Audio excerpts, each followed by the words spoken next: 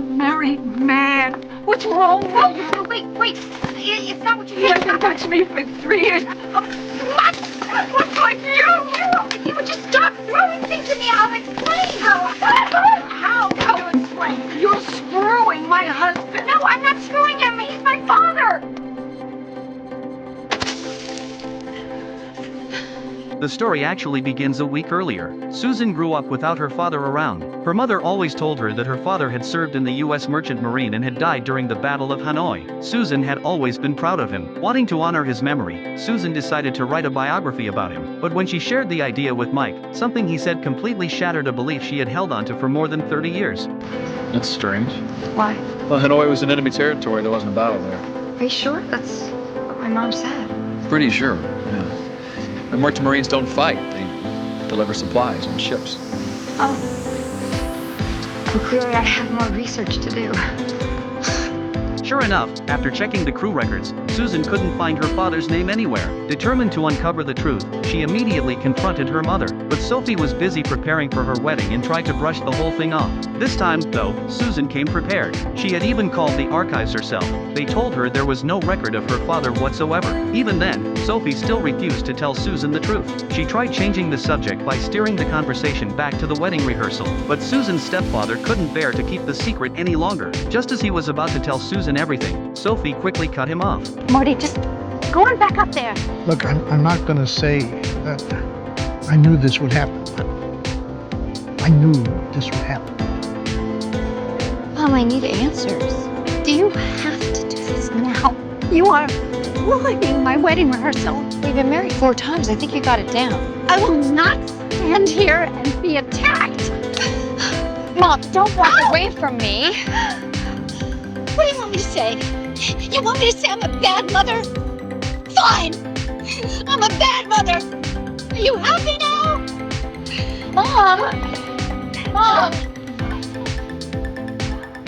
Soon, Sophie's wedding day finally arrived. To Susan's surprise, her mother chose that very day to finally tell her the truth. It turned out her biological father had never served in the U.S. Merchant Marine. He had simply been Sophie's boss. When Addison found out Sophie was pregnant, he immediately ended their relationship. Oh my God. Do you know where he is? I know Addison Prudy. He runs the feed and supply store at 3rd and Sutherland. Is that him? Yes. Are you saying that all this time my father has been alive and just right across town running the supply and feed store? I can't believe this. Curious to know more about him, Susan took her daughter to Addison's feed store that afternoon. She kept telling her daughter that she wasn't there to reconnect with her father. She only wanted to see what he looked like, but the moment she walked into the store, she completely forgot about that.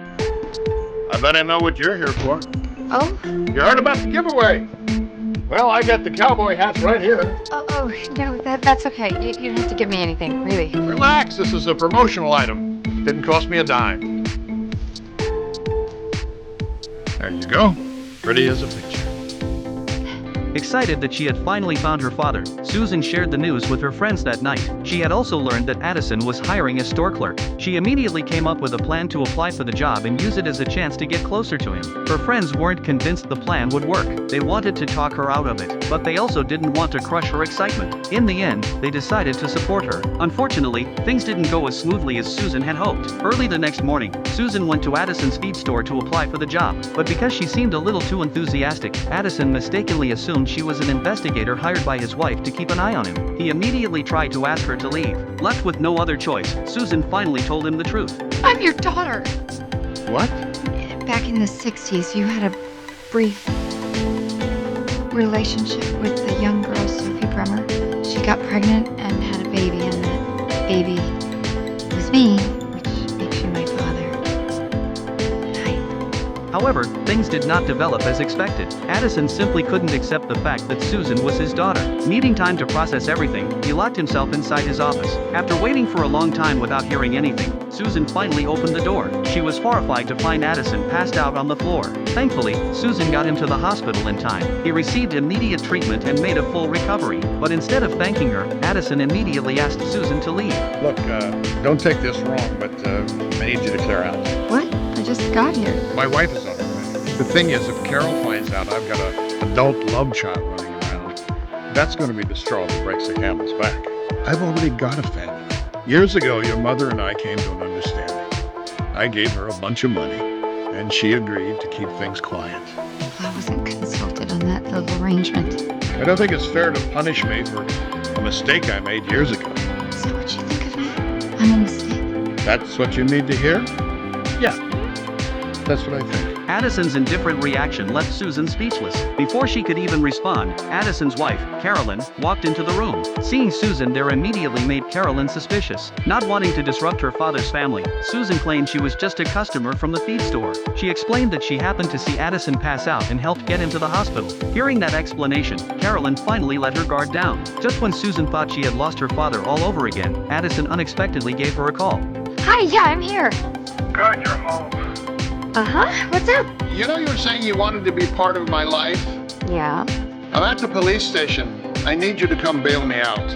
Even though Susan was disappointed by his attitude, she still chose to help him get released. That experience completely changed the way Addison saw Susan. He slowly began accepting her as his daughter. The two even agreed to meet for coffee every week, but neither of them realized Carolyn had witnessed everything from a distance. The very next morning, someone splashed red paint across Susan's garage door as a message. The moment Susan saw it, she called Addison over. Hoping to clear up the misunderstanding with Carolyn, Susan asked her father to tell his wife the truth. At first, he refused, but eventually, he gave in and agreed. What Susan didn't expect was that later that afternoon, she ran into Carolyn at the mall. And that's exactly how the story opened. Believing Susan was the woman who had come between her marriage, Carolyn immediately confronted her. Susan tried to calm her down, but Carolyn was too angry to listen. Left with no other choice, Susan finally revealed that she was actually Addison's daughter. No, I'm not screwing him. He's my father. I'm so sorry. I thought you should know, but he didn't want to tell you. I want to die. Oh, no. I do. Oh, Carol, you'd have to clean that up. They have clerks for that. How old are you? 38. We've been married 39 years. It's been going on from the start. Believe me, I didn't want to hurt anyone. I just wanted to find my dad. I'm glad you did.